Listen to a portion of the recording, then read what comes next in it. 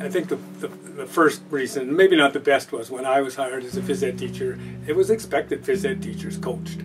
And in the school that I was at, was junior high first, I coached everything. When I went to the high school, there's always boys coaches.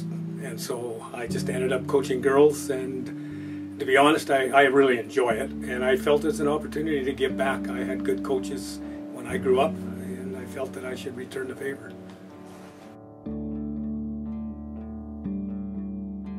You have to be passionate.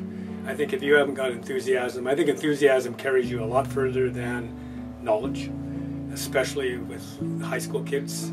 And I think high school kids recognize whether you really want to be there or not.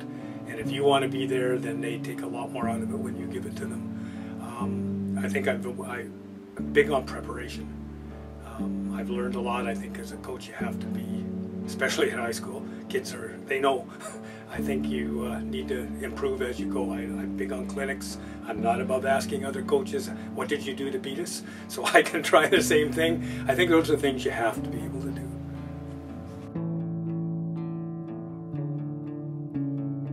I think we need to teach kids that there are consequences. They have to be accountable for what they do, and that with our kids, especially rural kids, that you can be successful. You need to prepare, and if you believe in your preparation and you do hard work, there's no app for it. You can go a lot of places you don't think. The biggest thing of sports is you meet great people, you can make friendships, and the other thing is I think you learn to work in a group. You learn that it's about the group, not necessarily about you. And I think today when kids graduate, they have to realize that people are looking for people that can work with other people. It's not necessarily how smart you are, it's can you get along with other people, and sports are great for that.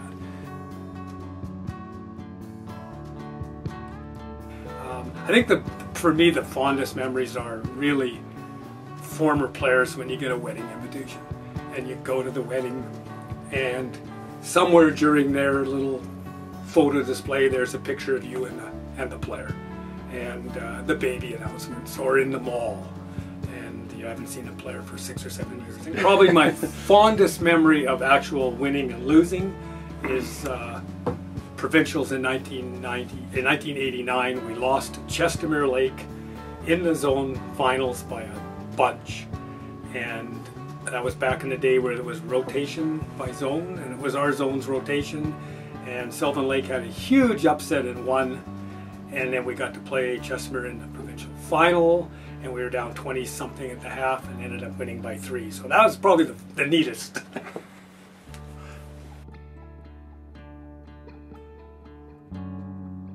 Just humbled. It's pretty amazing when you can be recognized by your peers, and this is an association that I've been involved with and I really believe strongly in, so it's even more humbling that this association is the one that's recognizing what you do. Obviously my wife, Myrna, we've been married for 47 years, and she's the basketball person. I was sort of the coach in the other sports, and she's been an assistant coach. She drove the bus. We have 4 daughters. We're a very sports-minded family. My daughters also, I was lucky enough to coach them, and all 4 played high school sports. I think they have 8 or 9 provincial medals between them, a couple of championships, and they've competed in quite a few other sports at the provincial level in high school. All 4 played post-secondary basketball, so it's been pretty exciting that way. My principal, Ron Gaida, who let us travel, and we're in the middle of nowhere, and he let us just go, and I think that's what made us an opportunity for me to be a coach, because I got to coach. And the other person is Brian Utley. Chestermere, when I first coached, Chestermere was the power, and we just weren't very good, and our goal was to go to provincials, and we just realized that if you want to be better, you got to beat the best. And there was lots of people that complained about Chestermere that they were too good and they did this, you know. And the bottom line is, if you, you know, he forced me to become a better coach because we were going to beat them somewhere down the line. And you know, I really thank him. Plus the fact that he nominated me for this and did the work, and I think that goes back to, you know, you meet great people and you can be pretty tough rivals and still be pretty good friends.